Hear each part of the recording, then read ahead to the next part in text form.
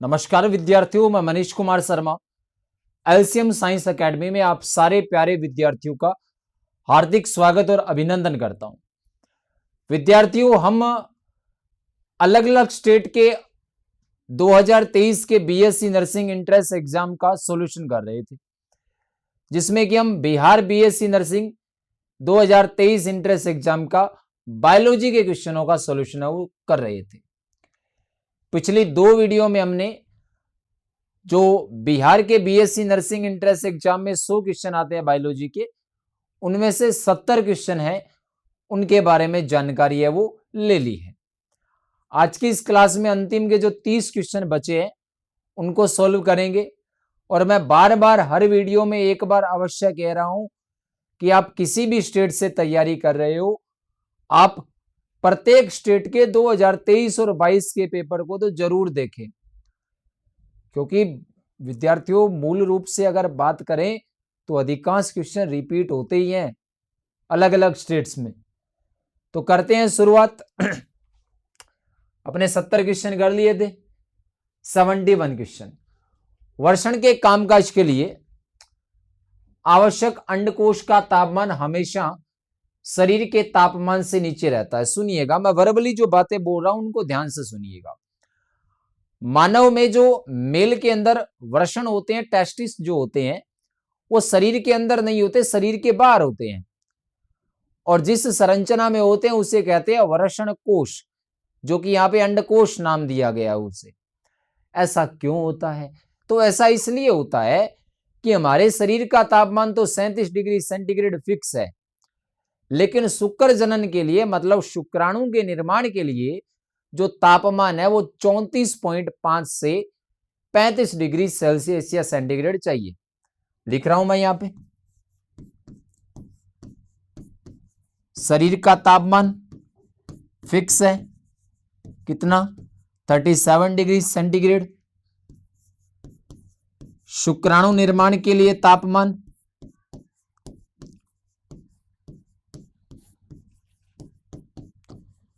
तो ये भी फिक्स है कितना, 34.5 से 35 डिग्री सेंटीग्रेड। डिफरेंस कितना आ रहा है? तो 2 से 2.5 डिग्री सेंटीग्रेड कम चाहिए, किससे? शरीर से। इसलिए जो हमारे वृषण हैं वो वृषण कोश में स्थित होते हैं। तो यही पूछा है। तो कितना डिग्री? यहां पे 2 डिग्री दे रखा है, तो यही उत्तर होगा, और ये एनसीईआरटी ने भली भांति दे रखा है। अगला क्वेश्चन देखिएगा जी। निषेचन के बाद, निषेचन क्या होता है? अंडाणु और शुक्राणु का मिलन। ये अंडवाहिनी में होगा। अंडवाहिनी में एनसीईआरटी ने लिखा भी है, एम्प्यूला। अंडवाहिनी के 3 भाग होते हैं, ठीक है, फिब्री, कीपक, उसके बाद में एम्प्यूला, और फिर होता है इस्तमस। इस्तमस खुलता है आगे जाके गर्भाशय में। इस्तमस और एम्पुला के बीच में अंडवाहिनी में क्या होता है? निषेचन, मतलब अंडाणु और शुक्राणु का मिलन।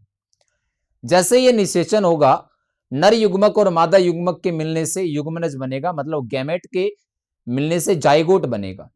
अब ये जाइगोट आएगा गर्भाशय में, और गर्भाशय में आने के बाद में वहां पर गर्भाशय की कोशिकाओं से, उत्तकों से जुड़ जाएगा। इसको हम कहते हैं अंतरोपण, जो कि निषेचन होने के 7 दिन बाद होता है।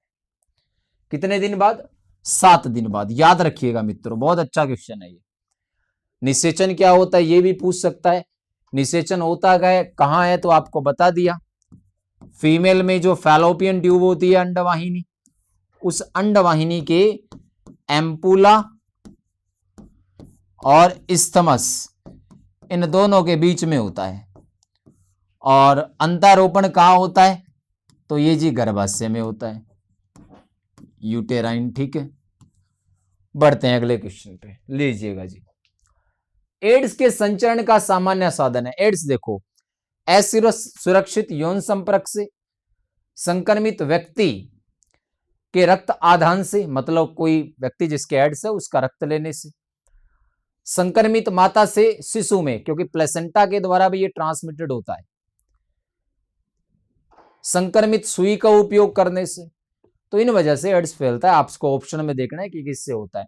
यौन संपर्क से होता है जी, रक्त आदान से होता है, प्लेसेंटल ट्रांसफर मतलब अपरा स्थानांतरण, ये भी है, तो उपरोक्त सभी। अगला क्वेश्चन, यौन संचरित रोग है, ये देखो यौन संचरित रोग एसटीडी 12th क्लास की जो एनसीईआरटी है उसमें मानव स्वास्थ्य एवं रोग जो चैप्टर है उसमें अच्छे से लिखा हुआ है यौन संचरित रोग कौन कौन से है, जैसे हिपेटाइटिस वी, बी, एड्स, लैंगिक मत्स्य जननिक परिसर्प, सुजाक या जिसको गोनेरिया कहते हैं, सिफिलिस, हर्पीज, ये सारे के सारे क्या हैं, लैंगिक मत्स्य, एसटीडी सेक्सुअल ट्रांसमिटेड डिजीज यानी कि यौन संचरित रोग। आपको पूछा गया है कि इनमें से कौन सा है, तो सुजाक या गोनेरिया एक जीवाणु के कारण होता है ये, ठीक है, तो यौन संचरित रोग है। टाइफाइड, साल्मोनेला टाइफी जीवाणु से होता है, दूसरी जल और पानी से। टीबी ट्यूबरकुलोसिस जीवाणु है उससे होता है, खसरा है वो यौन संचरित नहीं है। कभी कभी एक जीन एक से अधिक प्रभाव व्यक्त कर सकती है, इस घटना को क्या कहते हैं, देखो बहुजीनी वंशानुगति, यही होता है। जीन एक है, एक जीन एक ही प्रभाव डालती है, लेकिन कुछ जीन एक से अधिक प्रभाव डालती है और इसको हम क्या कहते हैं, बहुजीनी, मल्टीपल, ठीक है, बहुजीनी वंशानुगति। फोर्थ ऑप्शन है वो इसका सही उत्तर होगा। अगला, मेंडल द्वारा मटर के पौधे में 7 जोड़ी विपर्यासी यानी कि विपरीत लक्षणों का अध्ययन किया था। कौन कौन से थे, पादप की लंबाई, बीज का आकार, बीज का रंग, फली का आकार, फली का रंग, फूल का रंग, फूल की स्थिति। फूल के 2 थे, बीज के 2 थे, फल के 2 थे, लंबाई का 1 था। टोटल कितने थे, 7। बड़े अगले 7 साल तक ये प्रयोग किए थे। 2 विषम युग्मजी लंबे, विषम युग्मजी लंबे यही होते हैं। पौधों के बीच क्रॉस करवाने पर आपसे पूछा है बोने पौधे कितने प्राप्त होंगे, ये लो जी अभी बता देते हैं। एक संकर संकरण की F2PD पूछी है, capital T capital T, capital T small T, capital T small T, small T small T. बोने पौधे 4 में से कितना है, 1/4 गुणा 100 कितना होगा, 25% हो गया, ठीक है। बड़े अगले क्वेश्चन पे लो जी, एंटीराइनम या सवान पुष्प में फूलों के रंग का वंशानुक्रम एक उदाहरण है। एक संकर संकरण का अपवाद पूछे ना तो वो यही है। एक संकर संकरण प्रयोग के अपवाद का उदाहरण पूछे तो ये एंटीराइनम या सवान पुष्प है। क्या होता है, आपने सुना होगा एक संकरण में कि एक जोड़ी विपर्यासी लक्षणों के मध्य क्रॉस कराते हैं तो एक लक्षण प्रभावित होता है, दूसरा अप्रभावित। लेकिन इसके अपवाद में क्या होगा, एक नया संयोजन मिलेगा। जैसे एंटीराइनम मेजस के, एंटीराइनम के अगर लाल और सफेद पुष्प वाले पौधों के बीच में क्रॉस करवाए तो गुलाबी रंग के पुष्प प्राप्त होते, ना तो लाल प्रभावी है ना ही सफेद, दोनों का मिला जुला रूप। इसको क्या कहते हैं, अपूर्ण प्रभावित। एंडोलिशियन मुर्गे भी इसके उदाहरण है। कार्ल कोरेंस जो जर्मनी का था उन्होंने इसकी खोज की थी। अगला क्वेश्चन मित्रों, त्रिसूत्रता या त्रिअधिसूत्रता किसके द्वारा दर्शाई जाती है। त्रिसूत्रता का मतलब है कि 2 गुणा गुणसूत्र है, उसमें एक इकाई बढ़ गई है, मतलब 2n+1 हो गया है, ठीक है। ऐसा एक पीछे भी किया था हमने, न्यून हुआ था जिसमें एक डीएनए के डबल स्टैंडर्ड डीएनए 20% साइटोसिन है, तो इसमें एडेनिन का प्रतिशत क्या होगा, A+T बराबर G+C, और इनका टोटल है वो कितना होता है 100। साइटोसिन कितना है 20, तो ये भी कितना हो जाएगा 20, तो A+T 40 बराबर 100 ठीक है, या बटे वाला काम कर लो आप, एक ही बात है। चारगाफ का नियम, a प्लस टी, तो a प्लस टी बराबर आएगा 100 माइनस 40 बराबर 60। अब 60/2 करेंगे तो कितना आएगा, 30%। ये लो जी, चारगाफ का नियम पढ़ा होगा, उसके अकॉर्डिंग हमने किया। मैंने थोड़ा सा तरीका बदल दिया, a प्लस टी बटा g प्लस सी बराबर 1 करके आप कर सकते हो। अगला क्वेश्चन जी, डीएनए के एक रज्जुक में क्षारों का ये क्रम है, तो इसका सामने वाला क्या होगा, तो ए के साथ में टी जुड़ता है, जी के साथ सी जुड़ता है, यही बात है। तो ए के साथ टी, ए कहां दिखाई दे रहा है, ये लो, यही होगा, आगे जाने की जरूरत ही नहीं है, सिंपल सा क्वेश्चन है। अगला, हिस्टोन प्रोटीन, हिस्टोन प्रोटीन है वो एक क्षारीय और धनात्मक आवेशित पॉजिटिव चार्ज्ड प्रोटीन है, और इसका नेचर कैसा होता है, बेसिक क्षारीय प्रकृति की ये प्रोटीन है। अगला क्वेश्चन मित्रों, व्हेल, चमगादड़, चीता और मनुष्य, इन चारों के अग्रपाद यानी कि हाथ में ह्यूमरस, रेडियस, अल्ना सेम हड्डियां होती है। इसका मतलब क्या है, समजात अंग है ये, समजात अंगों का उदाहरण है।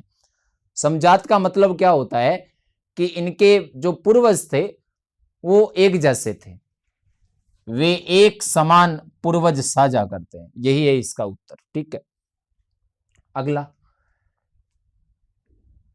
1,00,000 से 40,000 साल पूर्वी व मध्य एशिया में रहने वाले विलुप्त मानव ने अपनी शरीर की रक्षा के लिए खाल का इस्तेमाल किया। ठीक है जी, मस्तिष्क की क्षमता 1400 सीसी थी, 1400 सीसी एक की थी नियंड्रल जो मानव थे उनकी।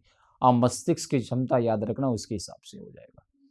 ठीक है, अगला क्वेश्चन, तंबाकू का सेवन एड्रेनलिन व नोर एड्रेनलिन के स्राव को प्रोत्साहित करता है, इसका कारण बनने वाला घटक कौन है, तंबाकू में निकोटीन होता है, मानव स्वास्थ्य एवं रोग में ये दिया हुआ है, निकोटीन के कारण ऐसा होगा। अगला क्वेश्चन, उत्तक संवर्धन विधि द्वारा बड़ी संख्या में पादप प्राप्त करने की तकनीक को कहते हैं सूक्ष्म प्रवर्धन। एक बड़ी संख्या में हमें यदि प्लांट प्राप्त करने हैं तो इसको क्या कहते हैं, सूक्ष्म प्रवर्धन। अगला क्वेश्चन, ये चैप्टर हट चुका है जो पीछे वाला था। ठीक है, साइनोबैक्टीरिया, साइनोबैक्टीरिया क्या होता है, पादप की जड़ों के साथ जुड़ जाता है, एक बैक्टीरिया जीवाणु है, लेग्यूमिनेसी कुल के पादपों के साथ जुड़ता है, राइजोबियम संबंध कहते हैं इसको, या माइकोराइजा। ये क्या करता है, वायुमंडलीय नाइट्रोजन का स्थिरीकरण करते हैं। तो ऑप्शन नंबर 4 है वो इसका क्या होगा, सही उत्तर। अगला क्वेश्चन, GAATTC किस प्रतिबंधन एंडोन्यूक्लियोज का अभिज्ञान स्थान है, ए कोलाई R1 का पहचान स्थल है। विशिष्ट अनुक्रम पर प्रतिबंधन एंजाइम है वो क्रिया करते हैं और वहां से डीएनए के खंड को काटते हैं, तो ये किसका पहचान स्थल है, ई कोलाई R फर्स्ट का। ठीक है, ये याद रखना, एनसीईआरटी में दिया हुआ। ग्रीन हाउस गैस 4 होती है, कौन कौन सी, CO2 60%, परसेंटेज पूछ लेता है, मैथेन 40%, क्लोरोफ्लोरोकार्बन 14 और नाइट्रस ऑक्साइड 6%। तो इसमें सही उत्तर क्या होगा, कार्बन डाइऑक्साइड और मीथेन। अगला जी, क्राई 1AB व क्राई 2AB जीन क्रमशः 1AB तो मक्का छेदक को कंट्रोल करता है और 2AB है वो कपास के मुकुल कर्मी को नियंत्रित करने के लिए BT में मिलाया गया है। एनसीईआरटी में दे रखा है ये 1AC और 2AB कपास के मुकुल कर्मी को और 1AB मक्का छेदक को नियंत्रित करने के लिए किया जाता है। क्राई क्या होता है, जीन होती है जो कीट विशिष्टता के आधार पर BT में डाली जाती है। ठीक है, या बीज में डाली जाती है। BT के विष के संकीर्ण के लिए ट्रिगर है। देखो BT है वो कीट को कैसे मारता है, BT है वो बीज में होगा निष्क्रिय रूप में, विष है एक जहर है एक तरीके का, निष्क्रिय रूप में होता है। जैसे ही कीट इसको खाता है, इस जहर को या इस विष को चाहिए क्षारीय pH, क्षारीय पीएच मिलते ही ये क्या होता है, एक्टिव हो जाता है, और एक्टिव होते ही कीट को क्या कर देगा, मार देगा। और उसे या इस विष को क्षारीय पीएच कौन प्रदान करता है, कीट की जो आंत होती है वो। तो आंत का क्षारीय पीएच क्या करता है, इसको सक्रिय करता है, फिर ये छेद बना देता है कीट के आंतों में, और कीट क्या हो जाता है, नष्ट हो जाता है। एनसीईआरटी में क्लियर दिया हुआ है। अगला क्वेश्चन, पर्यावरण में अवांछित परिवर्तन लाने वाले कारक क्या कहलाते हैं, पॉल्यूशन कहलाते हैं। ठंडी जलवायु वाले जानवरों के अंग आमतौर पर छोटे होते हैं, एलन का नियम, ये एनसीईआरटी का है जी। निम्न में से अवसादी चक्कर या अवसादी प्रकार के पोषक चक्कर का प्रतिनिधित्व कौन करता है, फास्फोरस। अवसादी चक्कर 2 ही है एनसीईआरटी में, अब तो हट गए हैं ये सिलेबस से। एक तो सल्फर या जिसको गंधक कहते हैं, और दूसरा फॉस्फोरस। ठीक है जी, तो इसका सही उत्तर फॉस्फोरस, बाकी तीनों क्या है, गैसीय चक्कर है। अगला, एक डीएनए स्ट्रैंड में न्यूक्लियोटाइड आपस में किसके द्वारा जुड़े होते हैं, फॉस्फोडाइएस्टर बंध के द्वारा। न्यूक्लिक अम्ल में क्या होता है जी, 3 चीजें होती है, पेंटोज शर्करा, नाइट्रोजनी क्षारक, फॉस्फोरिक समूह है। पेंटोज शर्करा नाइट्रोजनी क्षारक के साथ जुड़कर न्यूक्लियोसाइड बनाता है। पेंटोज प्लस नाइट्रोजनी क्षारक, इन दोनों के साथ में फॉस्फोरिक समूह जुड़ेगा और यह बनाएगा न्यूक्लियोटाइड, और बहुत सारे न्यूक्लियोटाइड आपस में जुड़कर बनाते हैं पॉलीन्यूक्लियोटाइड, और उसी को हम क्या कहते हैं, न्यूक्लिक एसिड, डीएनए या आरएनए। अब जब वो न्यूक्लियोटाइड आपस में जुड़े थे ना, तो वो जिस बंध के द्वारा जुड़ते हैं उसका नाम होता है फॉस्फोडाइएस्टर बंध। क्लियर है बात। लो जी, अगला क्वेश्चन, यदि एक तितली की अर्धसूत्री कोशिका 2n कोशिका में गुणसूत्र कितने हैं, 360, तो n में 360 बाई 2 कितना आ जाएगा, 180।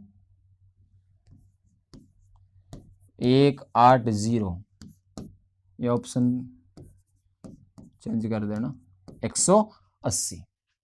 अगला क्वेश्चन, निम्नलिखित में से कौन फूल वाले पौधों में निषेचन के बाद की घटना है। पहला ही चैप्टर है न्यू एनसीईआरटी का, उसमें दे रखा है निषेचन पूर्व घटना, निषेचन और निषेचन के बाद की घटना। निषेचन से पहले यही होता है, नर युग्मक मादा युग्मक बनते हैं, फिर दोनों पास आते हैं, निषेचन बनता है। निषेचन के बाद में भ्रूण, बीज, भ्रूणकोश, ये सारे बनते हैं। ठीक, तो देखो भ्रूण विकास ये क्या होता है, निषेचन के बाद होता है। परागकणों का निर्माण पहले होता है, फूल का गठन पहले होता है, परागकणों का स्थानांतरण ये भी पहले होता है।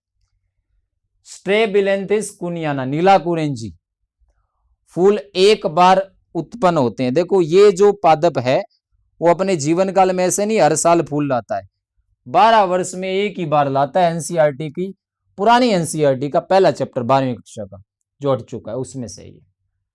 ठीक है, अगला क्वेश्चन, एंडोस्पर्म द्वारा, भ्रूणकोश द्वारा किसे पोषण प्रदान किया जाता है, तो किसको प्रदान कर दिया जाता है, भ्रूण को। ठीक है, जब तक कि ये बीज में न बदले। पौधों में दीप्तकाल प्रतिक्रिया किसके द्वारा देखी जाती है, पत्तियों के द्वारा। रंध्र है वो कितने समय तक खुले रहेंगे, कितने समय तक बंद रहेंगे, उसी पर आप दीप्तकाल पढ़ते हो। और ये हमारे बायोलॉजी के 100 क्वेश्चन हो चुके हैं। अब यहां पे एक बात ऐड करना चाहूंगा, टोटली क्वेश्चन एनसीईआरटी से 90%, कुछ एक है जो बाहर से, ऐसा कुछ नहीं है, लोड नहीं लेना। आपने 2024 के लिए तैयारी की है, कुछ क्वेश्चन इसमें ऐसे हैं जो कि जो चैप्टर डिलीट हो गए उनमें से है, तो आप ये मत सोचना इन क्वेश्चनों को करके ये तो हमने पढ़ा ही नहीं। वो आपने पढ़ा इसलिए नहीं क्योंकि वो चैप्टर ही हट गया है। आई बात समझ में। तो आप कोई भी क्वेश्चन हो ऐसा लगे कि ये पढ़ा नहीं है, तो एक बार आप इस चीज को जरूर देखिएगा कि ये उसी चैप्टर में से तो नहीं है कि जो डिलीट हो गया। बाकी आसान भी तू कि आपने अच्छे से क्वेश्चनों का सॉल्यूशन देखा होगा। अब केमिस्ट्री के 100 क्वेश्चन 3 पार्ट में करते हैं अपने इसके बाद में। अगर वीडियो पसंद आई हो तो इसको लाइक कर दीजिएगा, चैनल को साथ जुड़ जाइएगा, सब्सक्राइब कर दीजिएगा, इसको शेयर करना चाहते हो तो शेयर भी कर दीजिएगा। आप सभी का जुड़े रहने के लिए बहुत बहुत धन्यवाद।